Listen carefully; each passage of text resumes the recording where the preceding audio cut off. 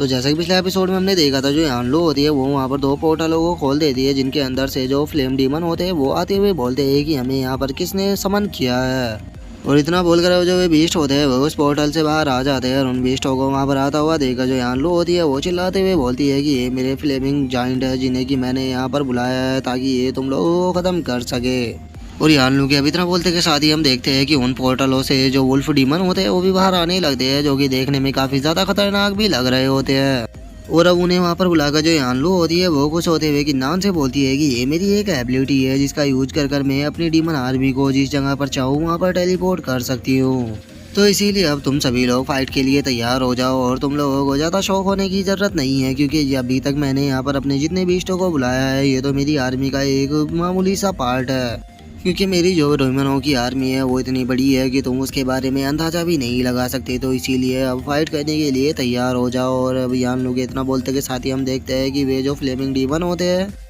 वे किन्नान और बाकी लोगों की तरफ बढ़ने लगते हैं, जिन्हें देखकर अब जो किन्नान होता है वो केयरफुल होते हुए अपने लोगों से बोलता है कि केयरफुल हो जाओ, क्योंकि ये जाइंट देखने में मुझे काफ़ी ज़्यादा पावरफुल लग रहे हैं और इन लोगों से फाइट करना इतना ज़्यादा आसान नहीं होने वाला। और इतना बोलकर जो किन्नान होता है वो अपने मन में सोचता है कि सच में ये जाइंट तो काफ़ी ज़्यादा पावरफुल है और अगर इनकी पावर का कंपेयर किसी डोमेन मास्टर से किया जाए तो इनकी पावर किसी डोमेन मास्टर से कम नहीं है।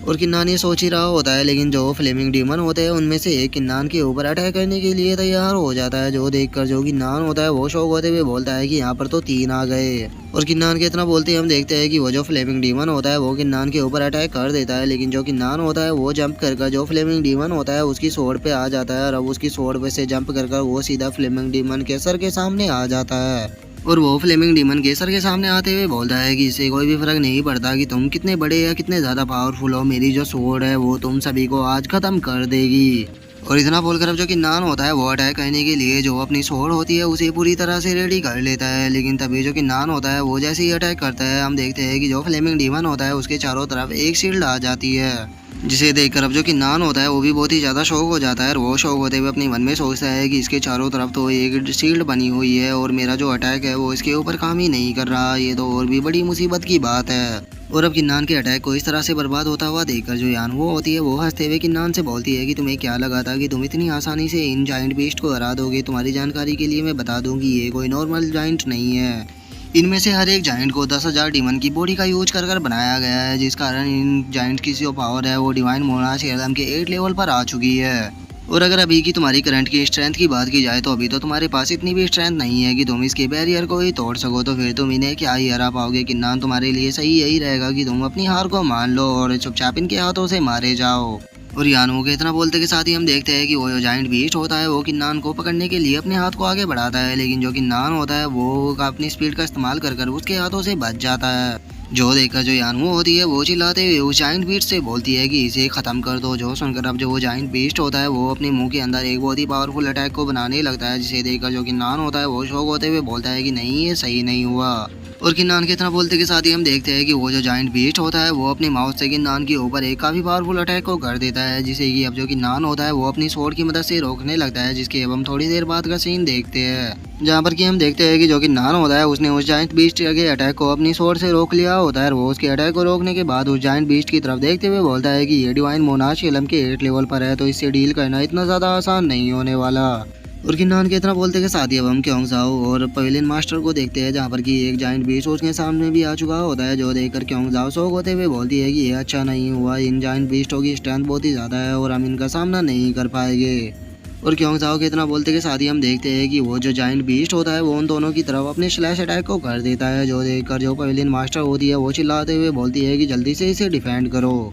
लेकिन वो जो स्लैश अटैक होता है वो काफ़ी ज़्यादा पावरफुल होता है, जिसे देखकर जो क्योंगजाओ होती है वो घबराते हुए बोलती है कि नहीं हमारे पास इतनी स्ट्रेंथ नहीं है कि हम इस अटैक को रोक पाए, तो लगता है कि आज हम दोनों मरने वाले हैं। और उसके इतना बोलते के साथ ही अब हम देखते हैं कि वो जो स्लैश अटैक होता है वो उन दोनों की तरफ बढ़ने लगता है, लेकिन तभी जो वाइट ऐप होता है वो स्लैश अटैक के बीच में आ जाता है, जिस कारण वो जो स्लैश अटैक होता है वो सीधे उससे टकराता है, जिस कारण अब जो वो वाइट ऐप होता है वो वहीं पर ही बेहोश हो चुका होता है। और जो यानरू होती है वो उस वाइट ऐप को बीच में आता हुआ देखकर बोलती है कि आखिर ये सब क्या है। मैंने कभी भी नहीं सोचा था कि एक बीस्ट किसी लड़की की यहाँ पर इतनी ज़्यादा केयर करेगा कि वो इस के अटैक के बीच में ही आ जाएगा। लगता है कि इन बीस्टों को इस लड़की से कुछ ज़्यादा ही प्यार है।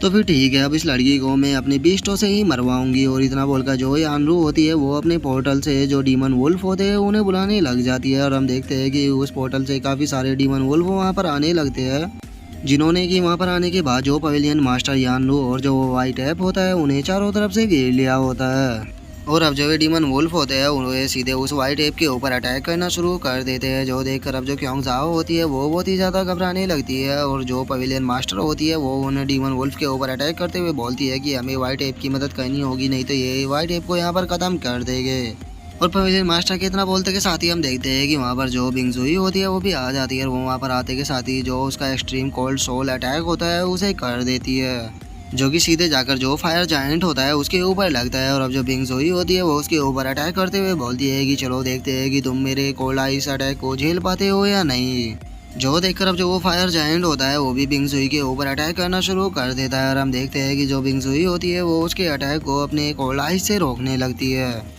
लेकिन हम देखते हैं कि जो फायर जायंट होता है उसका अटैक बिंगजुई के अटैक के ऊपर भारी पड़ रहा होता है। जो देखकर अब जो बिंगजुई होती है वो अपने अटैक की पावर को बढ़ाते हुए बोलती है कि नहीं ये सही नहीं है, मुझे अपनी फुल स्ट्रेंथ का यूज करना होगा, नहीं तो मैं इस फायर जायंट को कभी भी नहीं हरा पाऊंगी। और इतना बोलकर अब जो बिंगजुई होती है वो अपनी पूरी पावर का यूज करना शुरू कर देती है, जिस कारण हम देखते हैं कि वो जो फायर जायंट होता है उसका अटैक कुछ ही पल में ख़त्म हो जाता है। और जो बिंगजुई का अटैक होता है वो सीधे जाकर उस जायंट वुल्फ को लगता है, जिस कारण अब जो वो जायंट वुल्फ होता है वो भी काफ़ी पीछे हट जाता है। जो देखकर अब जो यानरू होती है वो बिंगजुई की तारीफ करते हुए बोलती है कि ये औरत काफ़ी ज़्यादा इंटरेस्टिंग है, लेकिन इसे क्या लगता है कि ये अपनी आइस का इस्तेमाल कर मेरे फायर जायंट को रोक सकती है। क्या ये नहीं जानती कि जो फायर होती है वो हमेशा आइस से ज़्यादा पावरफुल होती है और आइस कभी भी फायर को नहीं रोक सकती। और अब यानरू के इतना बोलते के साथ ही हम देखते हैं कि वो जो जायंट वुल्फ होता है वो बिंगजुई के उस आइस अटैक को एक ही पल में ख़त्म कर देता है। जो देखकर अब जो बिंगजुई होती है वो भी बहुत ही ज़्यादा शौक हो जाती है और वो शौक होते हुए बोलती है कि नहीं ये सही नहीं हुआ। और बिंगजुई के इतना बोलते के साथ ही हम देखते हैं कि वो जो जायंट वुल्फ होता है वो बिंगजुई की तरफ अटैक करने के लिए आने लगता है। जो देखकर बिंगजुई शौक होते हुए बोलती है कि मुझे यकीन नहीं होता कि इसने मेरे आइस अटैक को इतनी आसानी से ख़त्म कर दिया।